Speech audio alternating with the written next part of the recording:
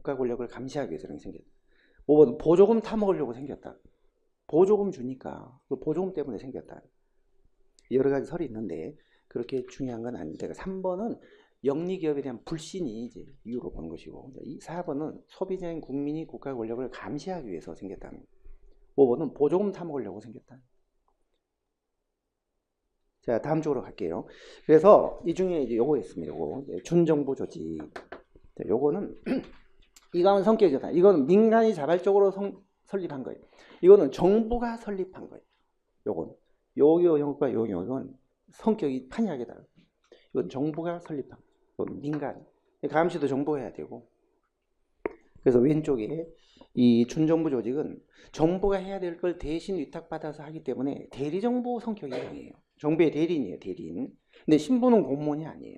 여러분들이 지금 공무원, 여러분들은 이 영역으로 지금 들어가려고 공부하는 거죠.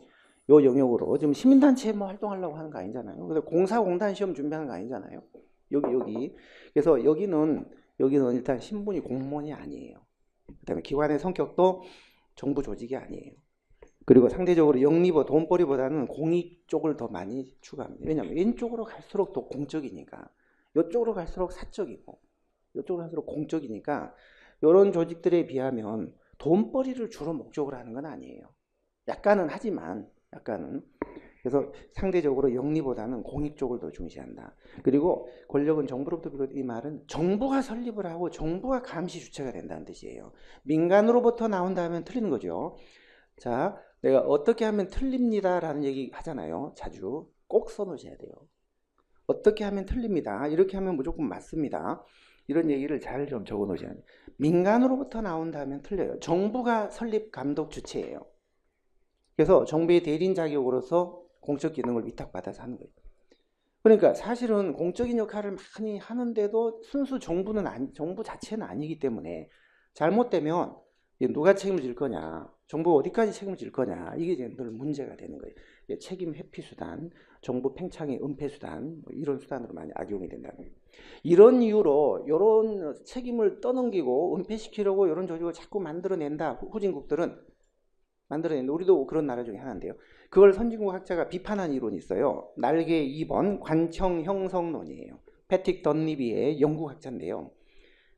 이런 준정부 조직이나 이런 애매한 것들이 맨 끝줄 보시면 정부 조직의 팽창의 은폐나 책임의 회피 수단으로서 이런 것들이 자꾸 남설된다. 그런 다양한 애매한 관청들이 그런 동기로, 불순한 동기로 자꾸 만들어진다. 이게 뷰로 쉐이핑 시어리, 관청 형성 이론이에요. 나중에 다시 나올 거예요. 관청 형성. 이거는 숨어 있다가 어느 날 갑자기 한 번씩 톡톡 튀어나오는 어려운 문제. 나중에 다시 나올 거예요. 한번. 관청 형성론. 그러니까 이런 부분을 비판한 거, 이런 게 쓸데없이 무책임한 영역들이 너무 많다. 맨 아래 4번 NGO를 보겠습니다. NGO는 맨 아래 2번 자발적인 봉사단체입니다. 그래서 정부하고 함께 자발적으로 공공서비스를 생산하는 코프로덕션, 공동생산. 왼쪽에 날개 맨 아래 보시면 공동생산이라는 공동생산. 옛날에는 국민들은 시민들이 무조건 소비만 했고 정부는 공급을 하는 공급자로 생각을 했거든요.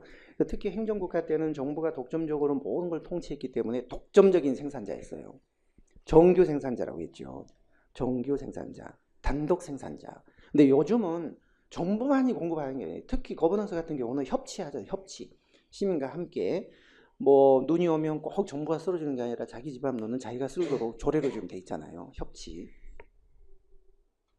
이런 생산 현상을 공동생산, 소비생산이라고 해요.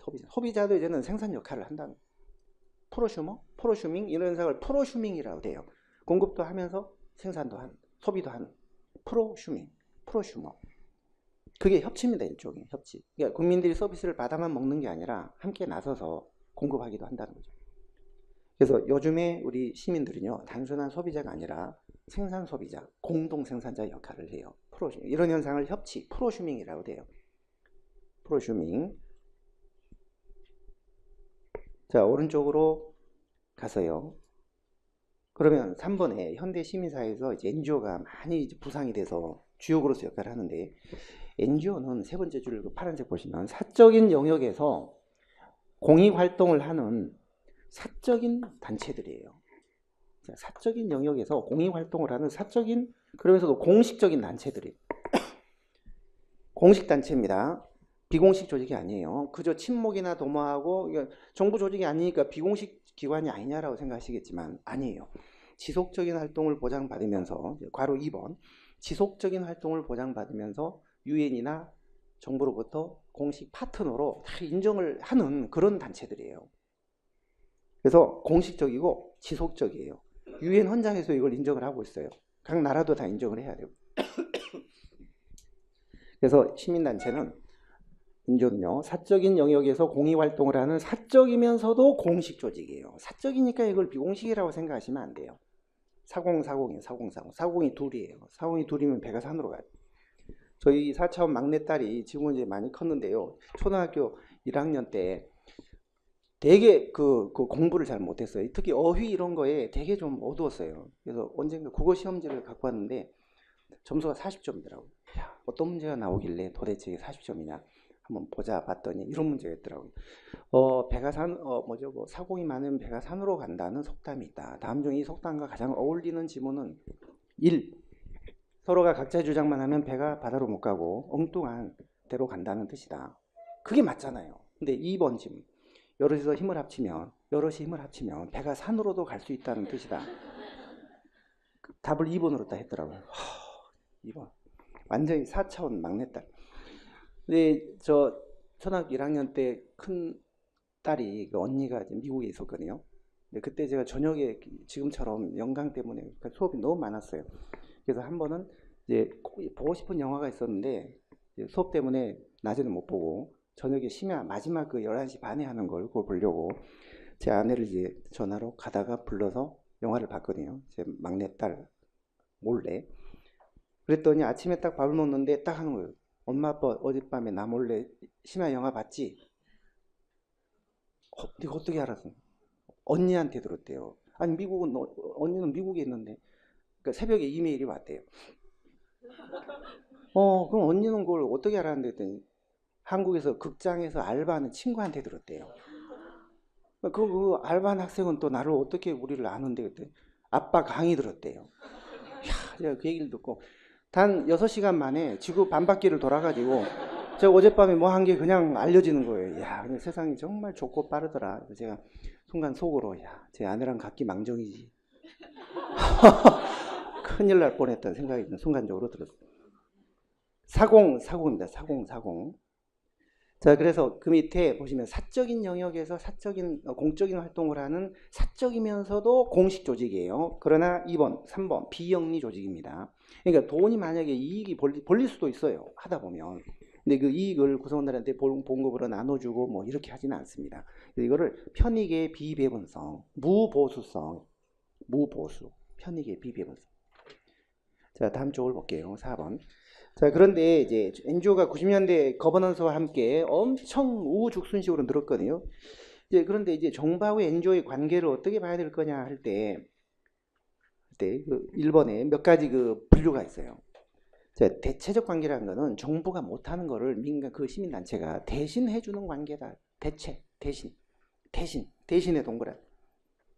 그 다음에 보완적 관계는 정부가 돈만 대주고 민간은 활동을 하고 정부는 돈만 대주는 관계. 이게 보완이에요. 보완. 돈, 재정지원. 돈만 보태준다. 보완, 보태. 대체는 대신. 그 다음에 의존관계는 이제 시민단체가 자발적으로 형성이 안 되니까 후진국에서 주로 이걸 돈을 줘가지고 보조금 같은 거 주면서 뭐 육성하는 정부 차원에서 이런 관계가 의존관계예요. 그러면 시민단체는 정부에 기대고 의존하게. 이 부분은 개발도상국에서 시민단체를 정부가 육성하는